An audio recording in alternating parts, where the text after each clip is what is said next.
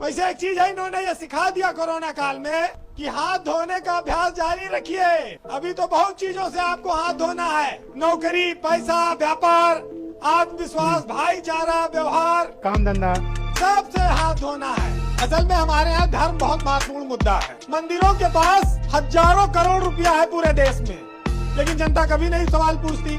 चाहे भूखों मर जाए, चाहे जितनी बेरोजगारी आ जाए, नहीं कहती हमें दे दो। अब सबसे बड़ी बात यह है कि अगर आप गुंडागर्दी, भ्रष्टाचार, बेरोजगारी, महंगाई, पेट्रोल, डीजल, इन पर बात करोगे तो सरकार बात नहीं करेगी, और ज्यादा पूछोगे तो हिंदू भी खतरे में आ सकता है। कोई बहुत बड़ी बात नहीं है। बीजेपी तो जैसे कहीं चुनाव आता है तैसे राम मंदिर बनाना शुरू कर देती है, और जब तक चुनाव खत्म होता है तब तक इनके लेबर मिस्त्री सब भाग जाते हैं, मंदिर अधूरे रह जाता है।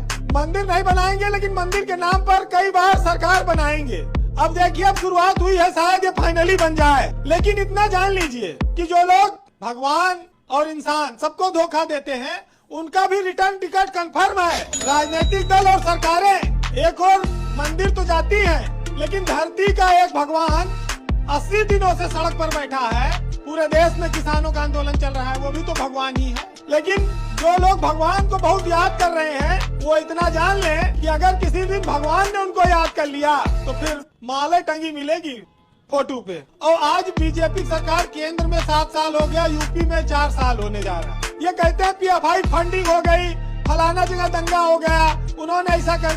तो ये सरकार में बैठ के क्या करते हैं? सूचना देने के लिए खाली है कि भाई ऐसा ऐसा हो रहा है, आप जानकारी रखो। क्या आप मानते हो कि वाकई में युवा नाराज है नौकरी वगैरह को लेके, या फिर ये सब केवल विपक्ष का किया धरा है, सब अनार्किस्ट लोगों का किया धरा है? देखिए, हम माने न माने, लेकिन पूरा देश कह रहा है कि अर्थव्यवस्था गिर गई, लोग कह रहे हैं रुपया गिर गया, लेकिन भक्त कह रहे हैं कि जब तक टन से आवाज नहीं आएगी तब तक हम नहीं मानेंगे कि रुपया गिरा। खूब लूटो, लूटने वाले को भी छूट, जो लूट रहा है वो खूब चिल्लाए, उसको भी छूट। जनता को इतना कुचल दो कि बस वो जिंदा रहने को ही अपना विकास समझे, बाकी वो कुछ मांगे ना। ऐसे ही भारत निर्माण हो रहा है।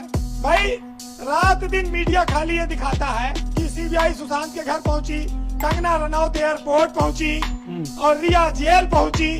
मीडिया ये नहीं दिखाता है कि बेरोजगारी कहाँ पहुंची, चीन की सेना कहाँ तक पहुंची, GDP कहाँ पहुंची, और ना ये चाहते दिखावे। लेकिन उनको साथ साथ ये भी डर सता रहा है कि जो हिंदू, मुसलमान, सिख, ये सब जो एक जगह इकट्ठा हो गए, एक चूल्हे पे इनका भोजन शुरू हो गया है, ये भी बीजेपी के लिए खतरे का संकेत है। अगर किसान आंदोलन को ये बताया जाएगा कि ये देश विरोधी है और ये किसान नहीं है, तो बीजेपी के नेताओं को गांव में ये भी बताना पड़ेगा कि 80 रुपया डीजल जो बिक रहा है किसानों के लिए, वो भी फायदेमंद है कि नहीं है।